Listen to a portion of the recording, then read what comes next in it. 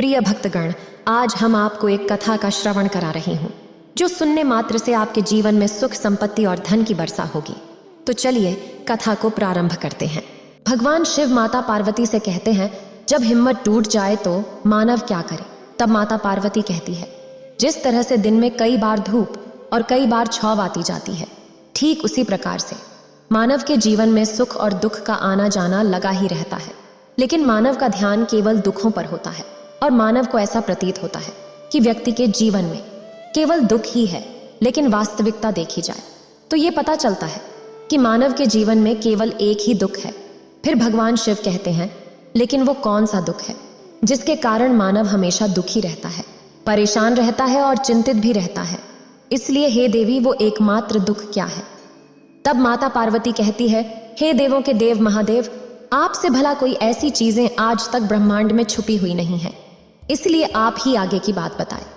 फिर भगवान शिव कहते हैं, हे प्रिय, आज की बौद्ध की कहानी के माध्यम से समझते हैं और ये भी जानने का प्रयास करते हैं कि आखिर उसका समाधान क्या है और मानव को अपने दुख को नियंत्रित करने के लिए क्या कर सकता है।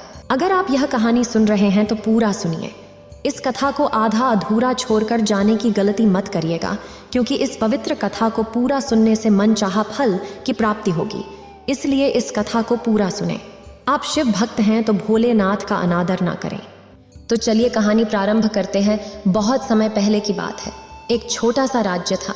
उस राज्य में एक व्यापारी रहा करता था जो बहुत अमीर था, जिसके पास किसी चीज की कोई कमी नहीं थी।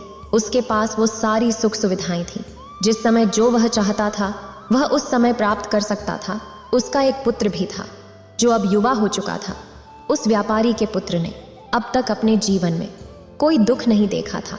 जो भी वह चाहता था व्यापारी उसे सब कुछ ला कर दे देता था, जिस कारण से उसने अपने जीवन में किसी प्रकार के दुख का अनुभव अब तक नहीं किया था। उस व्यापारी के पुत्र को बहुत सारे मित्र भी थे। उस व्यापारी के पास अथाह संपत्ति थी, धन दौलत की कोई कमी नहीं थी। लेकिन एक दिन अचानक वो व्यापारी बीमार पड़ जाता है और देखते ही देखते उसकी बीमारी ने उस पर हावी हो जाता है। वो व्यापारी अपने जीवन की आखिरी सांसें गिनने लगता है। अब उस व्यापारी को ये प्रतीत होने लगा था कि अब वह नहीं बच पाएगा, उसका अंतिम समय आ चुका है। इसलिए उसने अपने पुत्र को अपने पास बुलाया और उससे कहा, बेटा, तुमने आज तक केवल सुख ही सुख देखा है। तुम्हें जो कुछ चाहिए था वो मैंने सब कुछ तुम्हें ला कर दिया, इसलिए तुमने आज तक दुख का अनुभव नहीं किया। लेकिन दुख क्या होता है ये तुम्हें पता तक नहीं, और इसी बात की चिंता मुझे खाए जा रही है कि जब तुम्हारे ऊपर दुखों के बादल मंडराएगा तब तुम सही नहीं कर पाओगे। इसलिए आज मैंने तुम्हें यहाँ पर बुलाया है। मैं बस आखिरी समय पर तुमसे ये कहना चाहता हूँ कि तुम हरदम सावधान रहना। मेरी मृत्यु के बाद तुम्हारे अपने ही तुम्हारे दुखों का कारण बन जाएंगे। इतना कहकर उस व्यापारी की मृत्यु हो जाती है। उस व्यापारी का पुत्र अपने पिता की मृत्यु पर बहुत दुखी हो जाता है। वो रोता रह जाता है। तभी उसके पास उसका एक मित्र आया और उसे समझाते हुए कहता है, मित्र, तुम रो क्यों रहे हो? तुम्हारे पिता ही मरे हैं, लेकिन तुम्हारे पास तो अब भी ये सारी धन दौलत है, ये सारी संपदा है, ये सारी संपत्ति तुम्हारी ही तो है। अब तो तुम उन चीज़ों का भी आनंद ले सकते हो जिनका आनंद तुम अपने पिता के रहते नहीं ले पाए थे। अपने मित्र की ये बात सुनकर वो बड़ा प्रसन्न होता है। अब उसे इस बात का एहसास हो चुका था कि उसके पास अथाह संपत्ति है जिसकी मदद से वो अपना जीवन खुशी खुशी बिता सकता है। लेकिन इसी धन संपदा के कारण वह अब बुरी आदतों का शिकार भी जाता है। वह वैशाल्य जाने लगा था। वह हर प्रकार का नशा करने लगता है। जहां उसका मन करता वो वहां चला जाता है। जब भी उसका मन करता वो किसी को भी अपने घर बुला लेता है। फिर चाहे दिन हो या रात, जो भी उसका मन करता वो खरीद लेता, क्योंकि उसके पास अथाह संपत्ति थी। और तो और उसके पिता का सारा व्यापार भी अब उसी के हाथों में था और अब वो बहुत खुश था। वो अपने जीवन को अपनी मर्जी के हिसाब से जिया करता था। एक दिन उसके मन में ख्याल आया कि पिता ने मुझे बेवजह डरा दिया था कि लोग मेरा फायदा उठाएंगे, मेरे दुश्मन बन जाएंगे, मेरे दुखों का कारण बन जाएंगे। लेकिन अब मैं और भी मज़े से जी रहा हूँ। मेरे सुख के दिन तो अब आए हैं। मैं आज तक जो नहीं कर पाया था वो सब करने में अब मैं सक्षम हो गया हूँ। ये सब सोचकर उसके खुशी का कोई ठिकाना नहीं था। वह बहुत खुश था। तभी एक दिन उस राज्य में एक बहुत बड़ा मंदिर का निर्माण हो रहा था और उस मंदिर के निर्माण के समय पर ये घोषणा करवाई गई कि जो भी इस मंदिर के लिए सबसे अधिक दान देगा उसका नाम उस मंदिर के एक पत्थर पर स्वर्ण अक्षरों में लिखा जाएगा।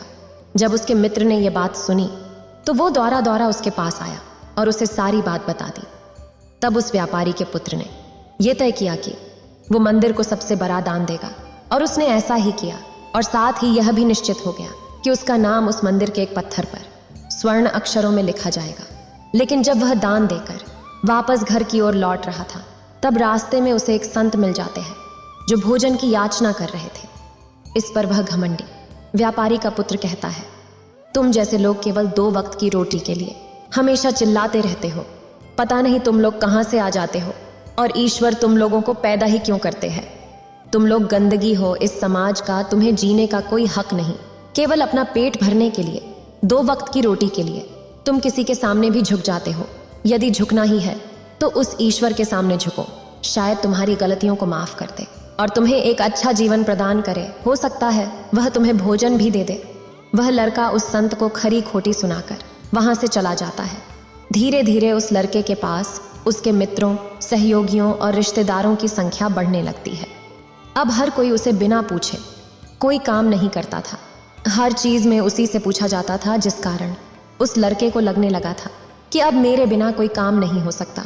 जो भी हूं मैं ही हूं। जिस कारण उस लड़के का अहंकार अब 7वें आसमान पर था। सभी लोगों ने उसका मन जीत लिया था। सब लोग उसके विश्वास पात्र बन चुके थे। उस लड़के के पास अपार धन था, जिस कारण सब झुरे हुए थे। लेकिन ये बात उस लड़के को समझ नहीं आ रही थी। सभी लोग विश्वास के नाम पर अब उस लड़के से धन उधार लेने लगे थे, और वह भी खुशी खुशी लोगों को धन उधार दे दिया करता था। जो कोई उसे से धन उधार लेने आता, वह जितना मांगता वह उससे ज्यादा ही उन्हें दे दिया करता था, क्योंकि वह सभी की नजरों में अपने आप को श्रेष्ठ साबित करना चाहता था। वह अपने आप को महान दिखाना चाहता था। लेकिन धीरे धीरे उसकी बुरी आदतों के कारण अब उसका व्यापार चौपट होने लगा था। देखते ही देखते एक दिन व्यापार में उसे बहुत बड़ा घाटा हुआ। उसका पूरा व्यापार कर्ज में डूब गया। अब वो बहुत परेशान हो चुका था। वह चिंतित हो चुका था। उसे यह समझ नहीं आ रहा था, आखिर यह सब क्या हुआ है। मेरे पास तो कुछ समय पहले अपार धन था, और आज मेरे ऊपर बहुत बड़ा कर्जा है जिसे मुझे चुकाना ही होगा। तभी उसे याद आया कि जो धन उसने अपने मित्रों को दिया था, अपने रिश्तेदारों को दिया था, उन सभी से वह अपना दिया हुआ धन वापस मांगना शुरू किया। लेकिन किसी ने भी उसका दिया हुआ धन उसे वापस नहीं किया, बल्कि लोगों ने उसे दुत्कार कर वहां से भगा दिया। वह एक एक करके सभी के पास गए, लेकिन किसी ने उसकी कोई मदद नहीं की। देखते ही देखते उसका सब कुछ बिक गया। अब उसके पास कुछ न था। वह सड़क पर आ चुका था। तभी वह सोचने लगा कि अपने सुख के दिनों में मैं यह नहीं जान पाया कि मैं अपने शत्रुओं से घिरा हुआ हूं। मेरे पिताजी सही कहते थे कि मेरे अपने ही मेरे दुखों का कारण बनेंगे। फिर वह अपने पिताजी का धन्यवाद करता है और कहता है कि मैं आपकी बातों को समझ नहीं पाया, और आज देखिए क्या हो गया है। वह सारा दिन यहाँ से वहाँ भटकता रहता था और सोचता रहता कि अब आगे क्या होगा। वह कैसे खाएगा, कहाँ रहेगा और कैसे सोएगा। उसे अपने पिता की याद बार बार सता रही थी। वो उन्हें याद कर करके रो रहा था। उसकी आंखों से आंसू बह रहे थे। लेकिन अब बहुत देर हो चुकी थी। अब धीरे धीरे उसे भूख भी लग रही थी। तभी उसने सोचा कि मैं उसी मंदिर पर जाता हूँ जहाँ पर मेरा नाम स्वर्ण अक्षरों में लिखा गया है। मैं वहाँ जाकर कुछ मदद मांगता हूँ। तब वह लड़का वहाँ पहुँचता है और वहाँ के पुजारी से वह कहता है, पुजारी जी, आपने मुझे पहचाना। मैं वही हूँ जिसने इस मंदिर को सबसे बड़ा दान दिया था, और मेरा नाम इस मंदिर के पत्थर पर स्वर्ण अक्षरों में लिखा गया था। हालांकि इस समय मेरी हालत कुछ खराब है और मेरे पास खाने के लिए भी कुछ नहीं है। क्या आप मुझे कुछ भोजन दे सकते हैं? मैं भूखा हूँ। मुझे बहुत जोर की भूख लगी है। मेरे अपनों ने मुझे धोखा दे दिया है। क्या आप मुझे कुछ भोजन दे सकते हैं? तभी पुजारी कहता है, भिखारियों को भोजन इस मंदिर के बाहर दिया जाता है, मंदिर के अंदर नहीं। जाओ और जाकर बाहर बैठ जाओ। और रही बात तुम्हारे दान की, तो भिखारी का नाम मंदिर के पत्थर पर स्वर्णाक्षरों में नहीं लिखा जाता। पुजारी ने तुरंत ही उस लड़के का नाम मंदिर के उस पत्थर पर से हटवा दिया और फिर एक बार घोषणा करवा दी कि मंदिर को जो सबसे बड़ा दान देगा उसका नाम इस मंदिर के पत्थर पर स्वर्ण अक्षरों में लिखा जाएगा। यह सब देखकर वह लड़का का बड़ा हैरान था, बड़े अचरज में था। वह मन ही मन रो रहा था और सोच रहा था कि जीवन कितना दुखदाई है और जीवन बहुत छोटा भी है। और इस चीज को मैंने जान लिया है कि पत्थर पर लिखा हुआ नाम भी मिटाया जा सकता है। यदि पत्थर पर लिखा हुआ नाम मिटाया जा सकता है तो इस जीवन का क्या मोल। ये जीवन भी कभी भी समाप्त हो सकता है। उस लड़का को जोरों की भूख लगी थी। वो मंदिर के बाहर जाकर एक कोने में बैठ गया। लोग आते रहे और भिखारी को कुछ न कुछ दान देते रहे, लेकिन वह लड़का, उसकी हिम्मत ही नहीं हो रही थी कि वह भीख मांग सके, और ना ही वह उन भिखारियों में बैठना चाहता था। देखते ही देखते दोपहर से रात का समय हो चुका था, लेकिन अब तक उसे कुछ भी न मिला था। लेकिन उसकी भूख बढ़ती चली जा रही थी और उसे जोरों की भूख लगी थी। पहली बार उसने अपनी भूख को जाना था, अपने पेट की इस आग के बारे में जाना था, और इस भूख के कारण वह इतना परेशान हो चुका था। उसने तय किया कि वो मंदिर से भोजन को चुरा लेगा और उसे खाकर अपना पेट भर लेगा। जैसे ही वो वहां से उठता है तभी वह संत वहां पर आ जाता है, जिस संत को वह लड़का ने बहुत खरी खोटी सुनाई थी। वह संत उस लड़के के पास आकर कहता है, बेटा हम पहले भी मिल चुके हैं। प्रसाद भिक्षाटन से वापस लौट रहे थे तो तुम्हें यहाँ पर देखा तो सोचा कि तुम्हें कुछ भोजन देते हुए चलूं। ये लो खा लो, तुम्हें जोरों की भूख लगी होगी। मैं तुम्हें जानता हूँ, मैं समझता हूँ कि यह हालात तुम्हें जबरदस्ती झुकाना चाहता है, लेकिन तुम लोगों के सामने झुकना नहीं चाहते। अगर तुम लोगों के सामने झुकोगे ही नहीं तो तुम्हें भोजन भी नहीं मिलेगा। आज तो मैंने तुम्हें भोजन दे दिया है जिसे तुम्हारी भूख मिट जाएगी, लेकिन ये भूख रोज लगेगी। ये पेट की आग कभी नहीं मिटती। ये एक ऐसी बीमारी है जिसका कोई इलाज नहीं, भूख से बड़ी बीमारी इस दुनिया में कोई है ही नहीं। इस पर वो लड़का संत से कहता है, जब मेरे पास धन था, दौलत थी, अथाह संपत्ति थी, तो मेरे पीछे मेरे मित्रों की, सहयोगी की, रिश्तेदारों की कतार लगी रहती थी। सभी लोग मेरे शुभ चिंतक थे। जैसे मेरे ऊपर दुख आते ही वो सब पलट गए, वो सब अब मेरे शत्रु बन गए हैं। लेकिन मैंने जिसे इतनी खरी खोटी सुनाई थी वही मेरे दुख में मेरा सहयोगी बना है। तो मेरे इस दुख में मेरे पहले मित्र हो, मेरे पहले रिश्तेदार हो, जिसने मुझ पर दया की है। मैं तो अपने आप को बहुत बड़ा समझता था, लेकिन देखो इस वक्त की मार ने मुझे कहां से कहां पहुंचा दिया है। आज मैं इस बात को अच्छी तरह समझ चुका हूं कि धन से बड़ा कोई मित्र नहीं। इतना कहकर उस लड़के ने भोजन किया और उसने पहली बार भोजन के सुख का आनंद उठाया। उसके हाथ कांप रहे थे। वह जल्दी जल्दी उस भोजन को समाप्त करना चाहता था, जल्दी जल्दी उसे चबा लेना चाहता था, और उसकी आंखों से झरझर आंसू भी बह रहे थे। उसे ऐसा प्रतीत हो रहा था मानो आज से पहले ऐसा लजीज भोजन उसने आज तक नहीं किया हो। भोजन करते वक्त जो अनुभव उसे प्राप्त हुआ, ऐसा अनुभव उसे आज तक नहीं मिला था। तभी वह संत से कहता है, ये कैसा सुख है, मैं इस दुख में भी इस भोजन के सुख का अनुभव कर पा रहा हूं। तभी संत कहते हैं, जहां तृप्ति होती है वहां सुख का अनुभव होता है, लेकिन सावधान, तृप्ति बहुत खतरनाक भी होती है। जब ये तृप्ति हमारी आवश्यकताओं, हमारी इच्छाओं से ऊपर उठ जाती है, तब ये दुख के दर्शन भी हमें कराती है। आज जो भोजन तुम कर रहे हो, ऐसा भोजन यदि तुम्हें पहले प्राप्त होता तो तुम इसे छूते तक नहीं, लेकिन आज इसी भोजन को करके तुम्हें तृप्ति मिल रही है। लेकिन जब तुम्हारे पास धन था, दौलत थी, तब तुमने इससे भी अच्छा भोजन किया होगा, लेकिन तब तुम्हें तृप्ति नहीं मिली होगी, वह सुख प्राप्त नहीं हुआ होगा जो तुम आज अनुभव कर रहे हो। लेकिन अगर ऐसा ही भोजन तुम्हें रोज मिलता रहे तो तुम और भी अच्छे भोजन की कामना करने लगेंगे, और इसी कामना की तृप्ति के लिए तुम्हारे मन में दुख पैदा होगा। और जब तुम अपने मन की इस कामना की तृप्ति कर दोगे तो तुम्हें सुख भी प्राप्त होगा, लेकिन ये सुख आएगा और चला जाएगा। और जब तुम्हारे जीवन में इसी प्रकार के भोजन हमेशा आते रहेंगे और जाते रहेंगे तो तुम किसी और इच्छा की ओर आगे बढ़ने लगोगे। तब तुम किसी और इच्छा की पूर्ति करना चाहोगे, तुम किसी और इच्छा की तृप्ति करना चाहोगे, और जब वह इच्छा पूरी नहीं होगी, जब तुम्हें तृप्ति नहीं मिलेगी, तो तुम्हें दुख होगा, तकलीफ होगी, पीड़ा होगी, और यह श्रृंखला ऐसे ही आगे बढ़ती चली जाएगी। तो हमेशा सुख के पीछे भागोगे, लेकिन दुख तुम्हारे पीछे यूं ही भागता रहेगा। तुम सुख को पकड़ना चाहोगे, दुख तुम्हें पकड़ना चाहेगा। इसी प्रकार ये प्रक्रिया यूं ही निरंतर चलती रहेगी। तभी संत अपने थैले में से एक सोने की थैली निकालकर उस लड़के के हाथ पर रख देता है। तभी वो लड़का उस संत से कहता है, हे महाराज, आपके पास इतना धन कहाँ से आया? आप तो एक वैरागी है। तभी वह संत उस लड़के से कहता है, ये धन तुम्हारा ही है।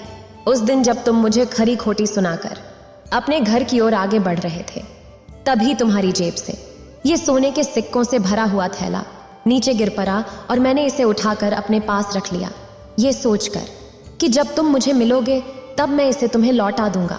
लेकिन उस दिन के बाद से आज तुम मुझे मिली हो, इसलिए मैं तुम्हें इसे लौटा रहा हूँ। ले लो, ये तुम्हारा ही है। इस पर वो लड़का कहता है, हे महाराज, इसी धन के लिए मुझे मेरे मित्रों ने, मेरे सहयोगी ने, यहाँ तक कि मेरे रिश्तेदारों ने भी मुझे धोखा दिया था, लेकिन आप वो पहले इंसान हैं जो मुझे ये धन लौटा रहे हैं। और वहीं पर जो मैंने धन अपने मित्रों, अपने सहयोगी, अपने रिश्तेदारों को दिया था अपने बुरे समय पर, जब मैंने उनसे वो मांगा तो उन सभी ने वह धन देने से मना कर दिया। कईयों ने तो मुझे खरी खोटी सुनाकर अपने घर से धक्के मारकर निकलवा दिया, लेकिन आप महाराज पहले इंसान हैं जिन्होंने मेरे इस बुरे समय पर मेरा साथ दिया है, मेरा धन मुझे वापस लौटाया है। मैं आपकी इस सहायता के लिए आपका आभारी रहूंगा। मैं इस धन से अपना व्यापार फिर से शुरू करूंगा और इस व्यापार को नई ऊंचाइयों तक ले जाऊंगा। तभी वो संत उस लड़के से कहते हैं, हमें कोई दुख नहीं देता, बल्कि दुख के कारण तो हम स्वयं ही होते हैं। हम स्वयं ही खुद को धोखा देते हैं। सुख में हम भ्रमित रहते हैं। हमें ये पता नहीं चलता कि हम सही कर रहे हैं या गलत, और इसी प्रकार हम एक माया जाल में फंसते चले जाते हैं, क्योंकि सुख में हम अपनी आंखें बंद करके बस उस सुख का आनंद लेते हैं और हम किसी चीज की तरफ ध्यान नहीं देना चाहते। हम नहीं जाना चाहते कि जीवन मीठा है तो कड़वा भी है, सच है तो झूठ भी है। सुख में हम केवल अपने अहंकार को बढ़ावा देते हैं। तब इस पर वह लड़का कहता है, आप ठीक कहते हैं, जब मेरे पास धन दौलत थी, अथाह संपत्ति थी, तब मैं अंधा हो चुका था। मैं किसी चीज पर ध्यान नहीं देता था। मैंने अपने इन दोनों हाथों से धन लुटाया है, और आज जब वो मेरे पास नहीं है तब मुझे उसके जाने का एहसास हो रहा है। और अब मैं इस धन के लिए दुखों से जूझ रहा हूँ। तब जाकर मेरी आंखें खुली हैं। तभी मैं ये भी जान पाया कि कौन मेरे साथ है और कौन मेरे खिलाफ। और ये जो ज्ञान दुख द्वारा मुझे प्राप्त हुआ है, ये ज्ञान मैं हमेशा अपने साथ रखूंगा, अपने सुख में भी अब अपनी आंखें खुली रखूंगा। फिर संत कहते हैं, मानव शरीर में बहुत ऊर्जा है, बहुत शक्ति है, पर हम उन्हें बेकार की चीजों में यूं ही व्यर्थ कर देते हैं, बेकार के कामों में लगा देते हैं, जिससे हमारा पूरा जीवन यूं ही व्यर्थ हो जाता है। हम में से अधिकांश लोग हमेशा अपने आप को कोसते रहते हैं, उस ईश्वर को यह दोष देते रहते हैं कि आखिर मैं इतना दुखी क्यों हूं। और हम में से अधिकांश लोगों के मन में यह सवाल तो उठता ही रहता है, पर इसका जवाब बड़ा सीधा और सरल है, क्योंकि वो परमात्मा चाहता है कि हम उस दुख का अनुभव करें। वह परमात्मा हमें उस परम सुख तक ले जाना चाहते हैं जहां पर हमें यह पता चल सके कि इंसान के आत्मा का अस्तित्व क्या है, और वो परम आनंद का सुख है। इतना कहकर संत वहां से चला जाता है। फिर भगवान शिव कहते हैं, मानव अपने आप को न पहचान पाना, अपनी शक्तियों को न पहचान पाना, इंसान अपने आप को न जान पाना, अपने आप को इकट्ठा न कर पाना, अपने आप को नियंत्रित न कर पाना, मानव के जीवन में केवल एकमात्र यही दुख है, क्योंकि मानव अपने आप पर कभी ध्यान नहीं देता है, अपने आप को एकत्रित करने का कभी प्रयास तक नहीं करता है। लेकिन इस चीज को न देखकर मानव बाकी के इधर उधर के दुख को देखकर हमेशा चिंतित रहता है, परेशान रहता है, और मानव अपना पूरा ध्यान उन्हीं दुखों पर लगाए रहता है। लेकिन जो वास्तविक दुख है, इस पर मानव का ध्यान कभी जाता ही नहीं। लेकिन वास्तविकता तो यही है कि जब भी मानव अपने जीवन में कोई दुख होता है तो मानव का ध्यान खुद पर होना चाहिए। आखिर दुखी मैं क्यों हूँ, मैं क्या हूँ, मैं क्यों हूँ, मानव को नजर आने लगता है। तब मानव ध्यान की तरफ आगे बढ़ने लगता है। इंसान अपने आप को खोजने की तरफ आगे बढ़ने लगता है। तब मानव के सामने कोई भी समस्या बड़ी नहीं रह जाती। मानव किसी भी बड़ी से बड़ी समस्या का समाधान सरलता पूर्वक कर सकता है। इसलिए इंसान खुद को जानिए, खुद को पहचाने, क्योंकि जो शक्ति, जो क्षमता मानव के भीतर है वो किसी और के पास नहीं है। मानव उस परम शक्ति का एक रूप है। मानव अपनी शक्ति को पहचाने, आप कौन हैं, क्या हैं, उसके बाद मानव के सामने किसी प्रकार का भी दुख टिक नहीं पाएगा और हर परिस्थिति में खुश रहना सीख जाएगा। इतना कहकर भगवान शिव इस कहानी को समाप्त करते हैं। इस वीडियो को बोलते समय कोई त्रुटि हो तो मैं क्षमा चाहती हूँ। उम्मीद है आप सभी को ये वीडियो अच्छी लगी होगी। अगर आप शिव के सच्चे भक्त हैं तो चैनल को सब्सक्राइब और वीडियो को लाइक करके कमेंट में हर हर महादेव लिख दीजिए।